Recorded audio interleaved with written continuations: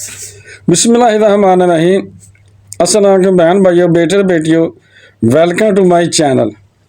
آج کی ویڈیو کا عنوان ہے کہ زندہ ہے ملت بیضا غربا کے دم سے، یعنی غریبوں کے دم سے یہ دنیا زندہ ہے۔ سبحان اللہ۔ خلفا بنو العباس میں محتسم کا پوتا محمد جو مہتدی باللہ کے لقب سے تخت نشین ہوا، زہد و عبادت میں تمام خلفاء بغداد سے ممتاز ہوا۔ خطیب بغدادی کا بیان ہے کہ یہ شخص تخت خلافت پر بیٹھنے کے وقت سے شہادت کے وقت تک ہمیشہ روزہ دار ہی رہا۔ سبحان اللہ۔ اس کے پاس بیڑ کے بالوں کا ایک جبہ اور ایک کمبل تھا، جس کو پہن کر یہ بادشاہ رات کو خدا کی عبادت کرتا اور نمازیں پڑھا کرتا تھا۔ اور شاہی دسترخوان کا یہ حال تھا کہ ہاشم بن قاسم بیان کرتے ہیں کہ میں رمضان کی ایک شام تو خلیفہ مہتدی باللہ کے دسترخوان پر حاضر ہوا تو بیت کی بنی ہوئی ایک ڈلیا میں چند روٹیاں، جن بیت کی بنی ہے وہ چنگیر ہوگی نا، بیت کی بنی ایک ڈلیا میں چند روٹیاں، زیتون کا تیل، نمک، سرکہ خلیفہ کے سامنے کھانے کے لیے رکھ دیا گیا۔ جب یعنی افطاری کا وقت ہوا، رکھ دیا گیا، میں بھی شریک طعام ہو گیا، یعنی میں بھی ساتھ بیٹھ گیا، اور میں نے یہ سمجھا کہ یہ افطاری ہے، ابھی کھانا اس کے بعد آئے گا، یعنی میں یہ سمجھا کہ یہ چیزیں جو آئی ہیں چھوٹی موٹی یہ افطاری کے لیے ہوں گی، بعد میں کھانا شاید آئے گا۔ تو میں اسی لیے چنانچہ میں نے نہایت بے رغبتی کے ساتھ آہستہ آہستہ تھوڑا تھوڑا کھانا شروع کیا، یعنی تھوڑا تھوڑا کھاتا ہوں، بعد میں کھانا کے بعد اچھی طرح پیٹ بھر کے کھاؤں گا۔ تو خلیفہ نے جب مجھے دیکھا کہ یہ میرا دوست جو آہستہ آہستہ کھا رہا ہے، تو آپ نے فرمایا کہ خوب اچھی طرح شکم سیر ہو کر، یعنی خوب اچھی طرح پیٹ بھر کر کھاؤ، جہاں اس کے سوا دوسرا کوئی کھانا نہیں ہے۔ آپ نے فرمایا، خلیفہ نے فرمایا کہ اس طرح نہ کھاؤ تھوڑا تھوڑا، تو پیٹ بھر کر یہی کھا لو، اس کے بعد اور کھانا نہیں آئے گا۔ جو آپ سوچتے ہیں نا کہ بڑا کھانا آئے گا بعد میں، تو میں بعد میں نہیں کھاتا ہوں، یہی میں کھاتا ہوں، بس یہی میں تیری افطاری ہے، یہی سب کچھ ہے، اس کے بعد میں کھاتا ہی نہیں ہوں۔ میں نے یہ سن کر عرض کیا، کیوں اے امیر المومنین، آپ کا تو اللہ تعالیٰ نے اپنی نعمتوں میں غرق فرما دیا ہے، یعنی بہت زیادہ نعمتیں عطا فرمائی ہیں کہ آپ خزانہ شاہی کے مالک و مختار ہیں، یعنی آپ تو بادشاہ ہیں، خزانوں کے مالک ہیں، تو آپ بھی اتنا تھوڑا سا کیوں کھاتے ہیں؟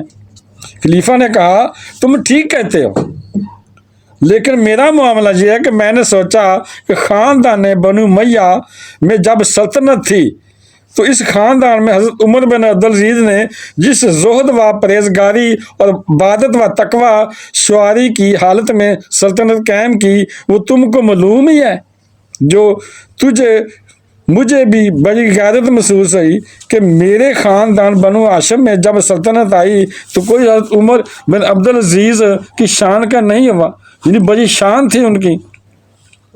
لہٰذا میں نے اس طریقے کو اپنا لیا ہے۔ رجب 256 ہجری میں ترکوں نے اس خلیفہ عادل کو شہید کر دیا۔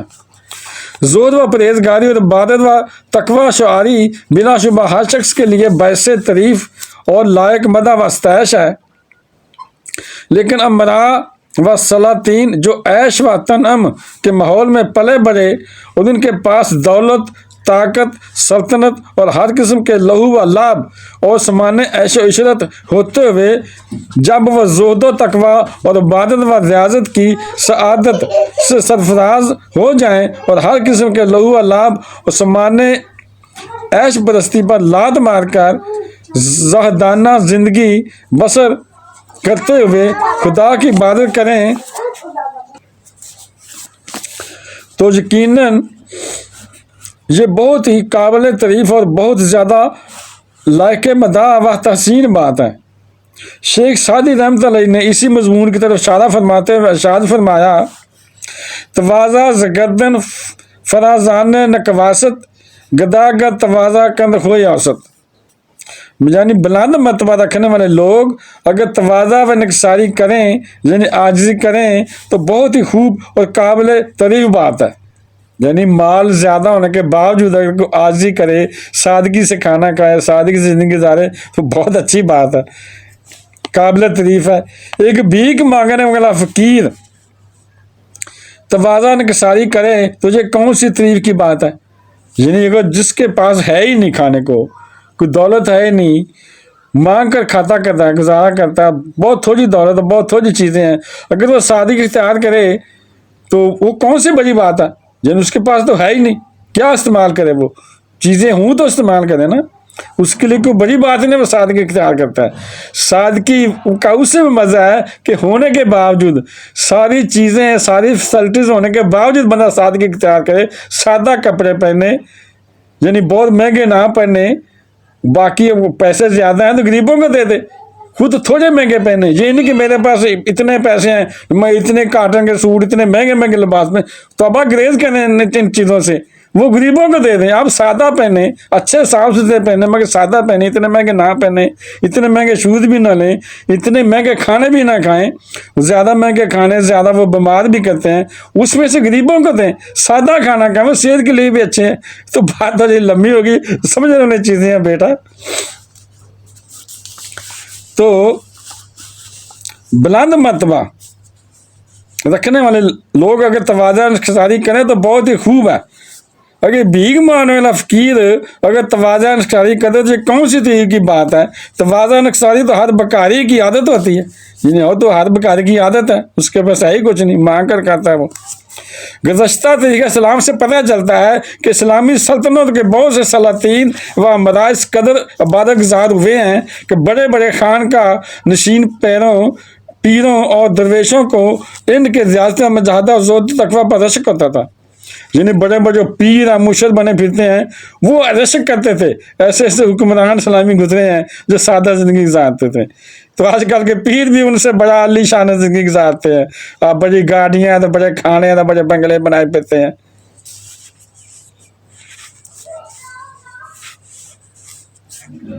مگر افسوس کہ اب قوم مسلم میں ایسا درد انگیز اور افسوسناک انقلاب آ گیا کہ جس مسلمان کے پاس تمول و مالداری کی ہوا پہنچی، وہ دینداری و پرہیزگاری سے اس قدر بدگستہ ہو جاتا ہے کہ معاذ اللہ اس کو خدا رسول سے گویا کوئی تعلق ہی نہیں رہ جاتا۔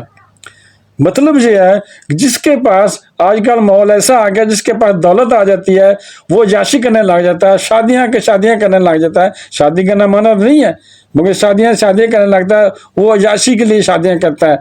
تو خدا نہ پرہیز کرے ان چیزوں سے کہ معاذ اللہ اس کو خدا رسول گویا تعلق ہی نہیں رہ جاتا۔ ڈاکٹر اقبال نے اسی فتنہ دین سوز کی طرف اشارہ کرتے ہوئے کہا ہے، جا کے مسجد میں جو ہوتے ہیں صف رات و غریب، یعنی یہ اقبال کے شعر دیکھیں، جا کے مسجد میں جو ہوتے ہیں صف رات و غریب، یعنی غریب بھی مسجد میں جاتے ہیں، زحمت روزہ جو کرتے ہیں گوارا تو غریب لوگ ہی روزہ رکھتے ہیں، نام لیتا ہے اگر کوئی ہمارا تو غریب، پردہ رکھتا ہے اگر کوئی تمہارا تو غریب، امراء نشہ دولت میں ہیں غافل ہم سے، زندہ ہے ملتے بیضا غربا کے دم سے۔ تو بیٹے تو بیٹی اگر آپ کو میری یہ ویڈیو اچھی لگی ہے اور اگر ابھی تک آپ میرے چینل کو سبسکرائب نہیں کیا تو لازمی کر لیں، اور اس سے صدقہ جاری سمجھ کر آگے شیئر کر دیں اس ویڈیو کو، اور بیل کو دبا کر آل پر کلک کر دیں تاکہ میری آنے والے اچھی سے اچھی ویڈیوز آپ کو ملتی رہیں۔ چلو ملتے ہیں نیکسٹ ویڈیو میں۔ السلام علیکم، خدا حافظ۔